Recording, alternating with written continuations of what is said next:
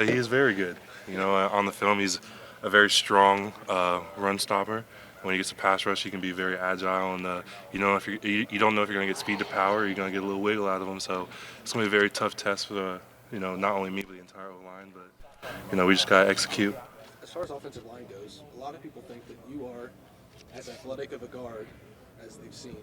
He's as athletic of a defensive tackle as a lot of people have seen. Do you think that this is like a very good matchup for you and him to kind of go against each other in that regard? Well, so yes, he's a very well polished.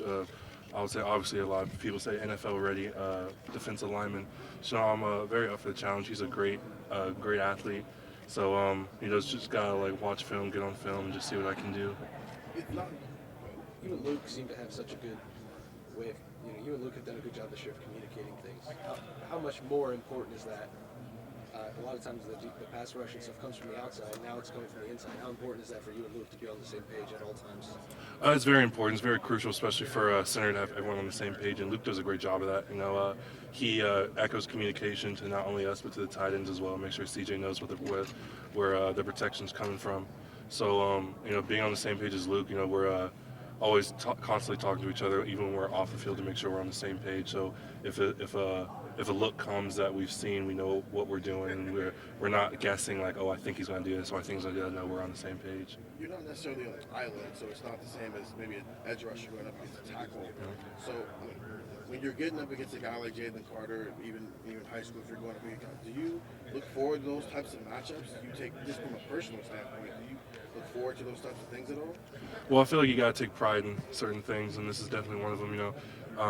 Georgia's D-line in general, not just Jalen Carter, but Georgia's D-line. I know a couple of those guys, and they're powerful rushers. So obviously it's a playoff game, so you got to lock in for sure. But especially as offensive linemen at this standpoint. Michigan had some guys in there in the interior as well that were maybe name-based Mozzie Smith. How much going up against something like that maybe help prepare you for what Georgia might do, even if it's maybe Jalen's the best at it and they've also maybe got a little bit more depth? Well, being at my first year starting, coming through the year, I've had a lot of experiences, settling into the pass protection, run game, stuff like that. So all the games we've had until now have led me to this point. So I'm just looking to just execute with my teammates and just going out there and having fun. How do you feel like Enoch and Josh held up there on the other side, the other guard position there, stepping in for Matt? Well, I felt like they did great. They're getting great moving off the ball. They were settling in there in pass protection. It's kind of just that next man up mentality, and it's that mentality of having the O-line room. You don't know when your number's called, but when it is called, you got to get after it. So I think Enoch and Josh did a great job over there. Has Matt been back in the mix already, or is he still kind of working through stuff? He's working back right now. I'm not a trainer, so I can't really tell you, but I feel like he's working back. Donovan, watching the way that Georgia played against Tennessee, they were blitzing quite a bit. It seemed like kind of like right through the middle of the offensive line there, bringing safeties and linebackers. As an interior offensive lineman, what's difficult about being able to see those kind of pressures coming from second and third level defenders? It's just mainly communication. If we'll have a set protection, and I know who I'm supposed to get or who I'm reading off of. But if CJ sees something in the coverage and he has to, check protection, then I have to do what he says.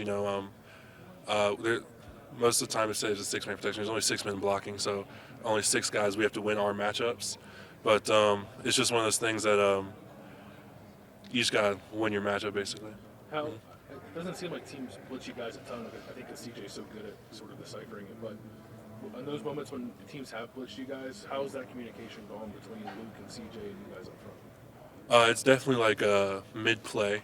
There's a lot of stuff we say mid-play to like make sure we're on the same page, because sometimes one guy's uncovered and he sees it a lot better than the guys who are blocking, so he might have to echo stuff down the line while we're blocking to make sure either I get off and get someone else, or make sure someone's coming with me. So it circles back to communication. It's either pre-snap and during the play. We have to be on the same page at all times. You think that's gone well this year overall when you had to do that? I would say for the most part, yeah, it's gone well. Obviously there's a lot of stuff we need to clean up on, but we're just trying to polish everything off, make sure we're in the same page. Seems like it's just different blocking for each running back. How much is it different blocking when you know that Lyon's back there or when Dowling's back there running the ball?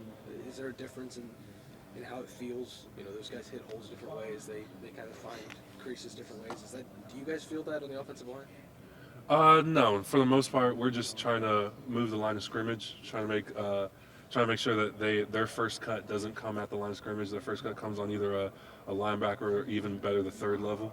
You know, it's nice that we can rotate backs back there, and you know, you see Dallin go, then you see Mayan he'll shrug off a tackle and he'll keep going. So it's obviously a good feeling when you get a good run. But as an offensive lineman, we don't have eyes in the back of our head. We don't really see what they do, but we're just trying to block the play that's called to the best of our abilities. Seems like you guys had some success running the ball early against Michigan. Georgia's front is kind of like Michigan's.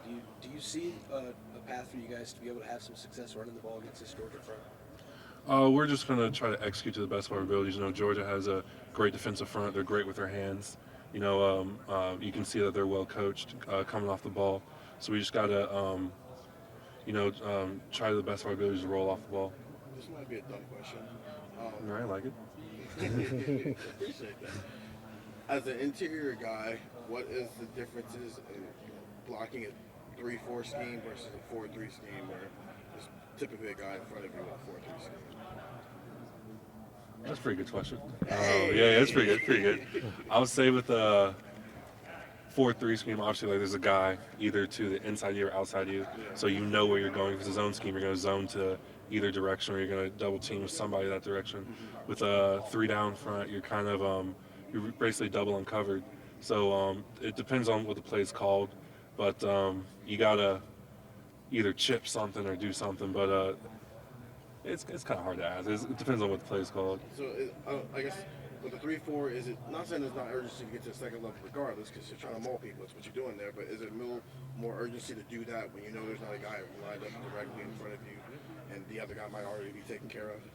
I was saying a 3-down front, you gotta think a lot more, because especially since you're double uncovered, you gotta know if they're bringing outside pressure, if it's gonna be internal pressure. But you just gotta keep your eyes up. You know, if the front moves, if it doesn't, if the secondary changes, you gotta see what's happening there.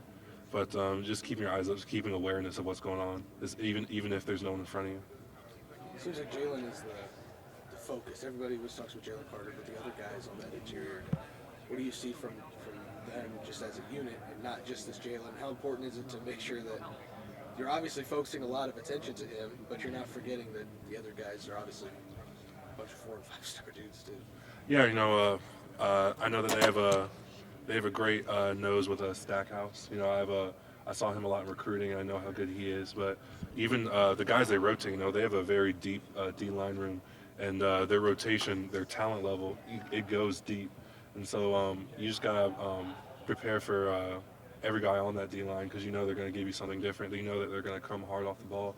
And so we respect this group very much. We're just looking to have a good game. You said you went up against Stackhouse, or other guys that you maybe gotten a chance to go up against before at other camps and stuff.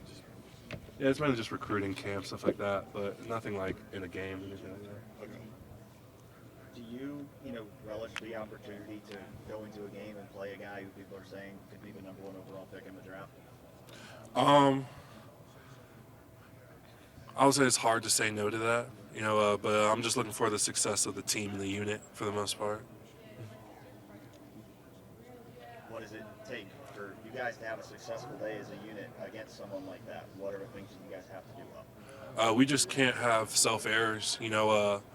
I would say in previous games, you know, we've had drive stoppers because of just errors that we had as offensive lines. We just got to eliminate those and try to play clean. You know, Coach Fry, Coach Dave, and preaching that it's like you just got to play Ohio State football to the best of your abilities, and we'll be all right. So we just got to hone in on what we can do to improve every day in practice, keep stacking days till we go to the Ben Stadium and play out and kick off there. Is there anything you look at that's maybe this is a reason why maybe we had a few more errors than we should have? I mean, nothing that really comes to mind. We talk a lot in meeting rooms and stuff like that, what we could have done better, but, you know, it's just holding your water, calming down, and just playing the game that's in front of you. You know, if you had a bad play, you know, wipe it off, you know, have a short-term memory and just get after it the next play. This might actually be a stupid question. All right. We've heard from two sources on a certain podcast. Right. How incredible that Chick-fil-A is a usual part of the game day prep here. Do you think maybe that familiarity is going to make things a little bit more comfortable down in Georgia preparing for the Peach Bowl? Yeah, I certainly think that that'll play a huge part in it. If I don't have a number one and some nuggets on the side, I don't think I'll ever play right. But those two sources, they might be spot on. Guess those DJ, they keep talking about putting the fries on the sandwich. You like that? I think it's a little too radical. I'm a big Chick-fil-A traditionalist. I keep the fries on the side and keep the sandwich on the sandwich. I don't need to mix the two. Not the first time that Toby and Zach have been called radical. Yeah.